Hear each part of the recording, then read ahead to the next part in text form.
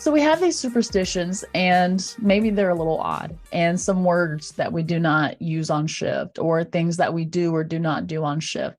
And maybe it's because this job is so dynamic and there's no control over what happens on shift, and there's no control over what calls you get, but these little things that we can't control. Maybe that's it. Maybe I'm completely out of left field. But overall, there's these superstitions that when you do them or you don't do them, you feel like you're testing the EMS gods, and you make yourself vulnerable to whatever elements that they see fit to thrust upon you. And hint, 9 times out of 10, if you're testing the EMS gods, you're going to get whatever they thrust upon you. Maybe you're not superstitious. Maybe you feel like things are just out of the control of the element of this job and things just happen the way they do. Personally, I do believe in the superstitions. But in general, in EMS and in healthcare in general, mostly everyone has that thing. They have that word like I'm talking about. And sometimes it's based on past experience that it's favorable to the outcome of a call or a shift, or doing the thing or saying the word is a less favorable outcome. So I've kind of gathered a couple that I feel like everybody can share, and a couple that I specifically have. And I kind of want to get a general output of like, what do you do or what do you not do? What do you say? What do you not say on shift? I think they're fun. I think it's a universal thing that everyone can relate to. The first one, the most blatant one, there are 2 words we do not use on shift. It is the Q word and the S word. These are not foul language words. They're just words that once you use them, it is like a cloud from the sky unleashes all of the torrential rain of terrible things that can happen. Or it's like everyone decides to call 911 at the same time. Somehow everybody like syncs up. I don't know what it is. Those 2 words. That's the most obvious one. I know somebody that says, I hope you have a quiet, relaxing, uneventful shift that's full of naps and Netflix time. And that is hateful in 5 different languages. I think that is horrendous. And I wish bad things upon that person, and I'm not sorry. This one's not necessarily a superstition, but I do believe that there are haunted like stations and there are haunted ambulances. For instance, one time there was a not so desirable outcome of a patient in an ambulance that I was working in. It happens, no big deal. But later on that shift, we were driving back to, I think, the hospital or the station, something. And it's like the truck kind of stalled for a second and the lights flickered in the back. And again, I'm not big into the superstitions, but I do believe in them. I may or may not have burned sage in the back of the ambulance after that call, just because it just felt like that patient was back. I've heard stories of people taking pictures like from the cab of the ambulance and they see like shadows in the back. Again, I'm not pushing beliefs on anybody. I'm not pushing the supernatural on anybody. I just believe in some things. That's one of them. Some people have certain socks that they wear. I myself am one of them. I have very specific socks that they have like eggs on them. And there's one that has like pizza toppings that when I get to the bottom of the sock drawer and I have to wear them, I know it's going to be a shift that either we're slammed or it's critical calls the whole shift. One time I tested that out just to see like, there's no way it's real. There's no way. It was very real.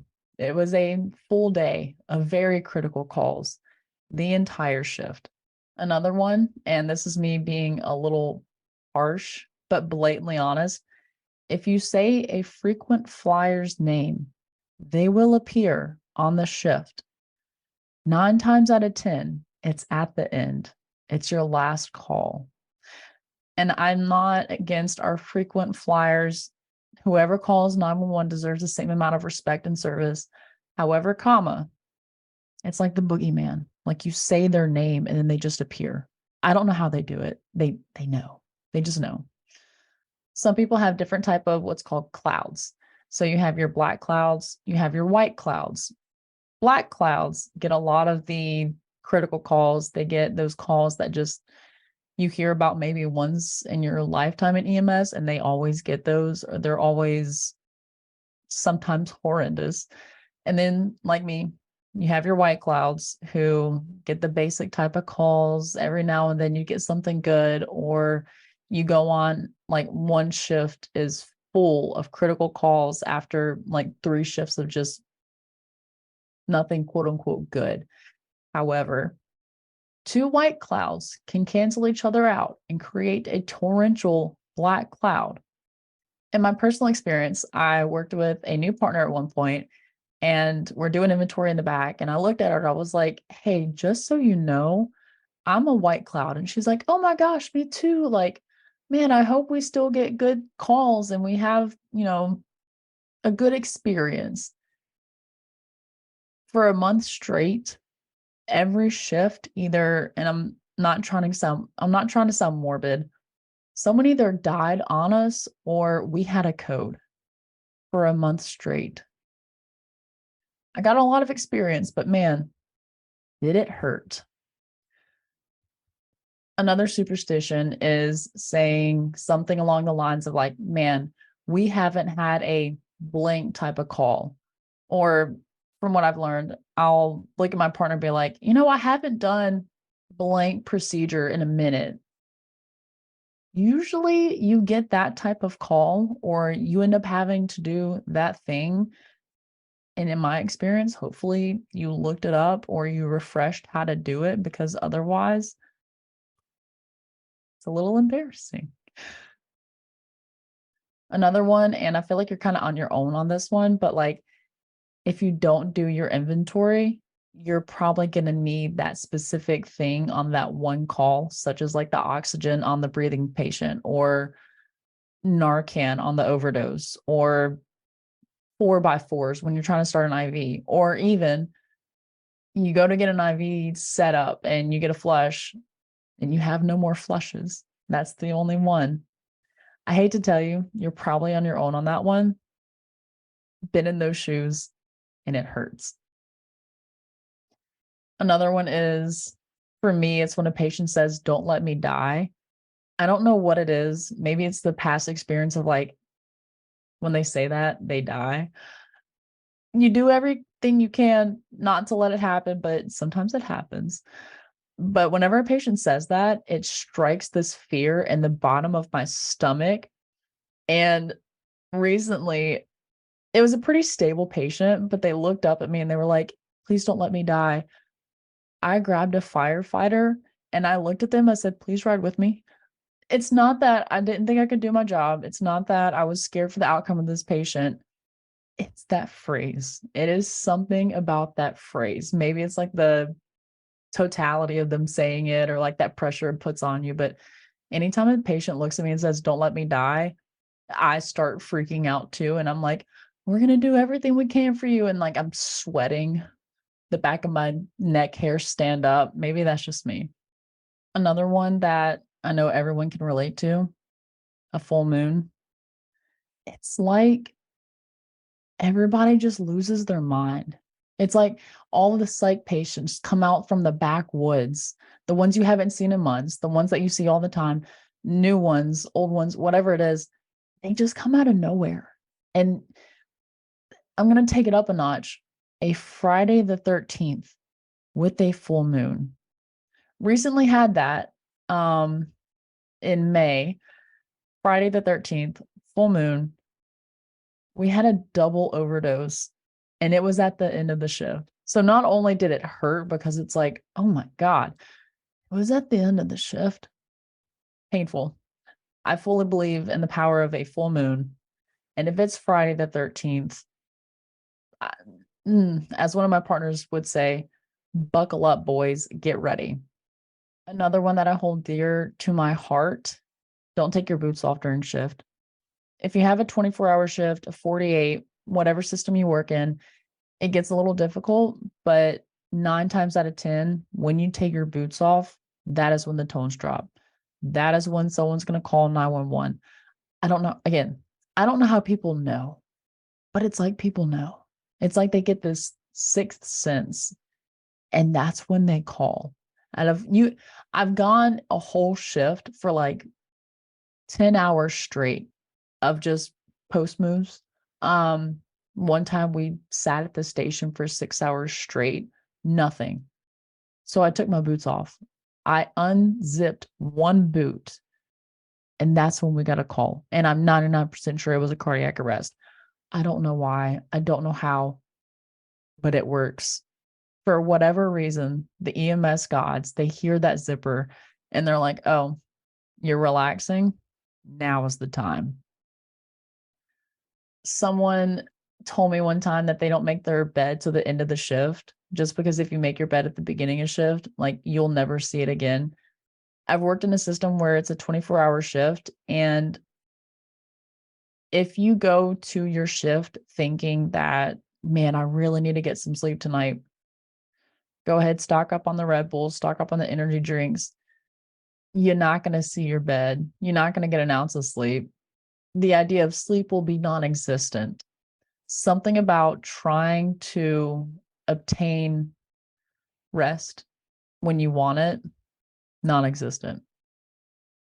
Another thing is trying to do anything else during your shift. If you bring homework, if you have a side job and you bring some paperwork or something like that, I've seen somebody do that. I've seen somebody try to crochet during shift. If you bring something else to occupy your time, you will not have time for it. Again, I don't know how the EMS gods work. I don't know how the first responder superpowers that be mitigate their necessity for call volume and / or critical calls, but they know. I promise you they know. Again, not trying to push my beliefs on nobody, but superstitions, they're real. Another one that I know is a proven fact: when you try to get food or you're in the middle of ordering food, you just paid for it, you're waiting for it, you're next in line, that's when you get the call. Most times I don't even bother to think about getting food on shift just because I know. Again, it's that thing. The EMS gods just know.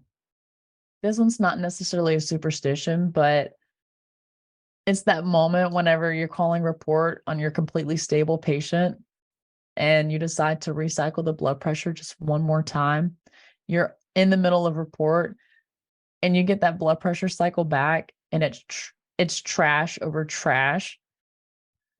I always have to like pause and be like, things are changing very quickly. I'm very sorry.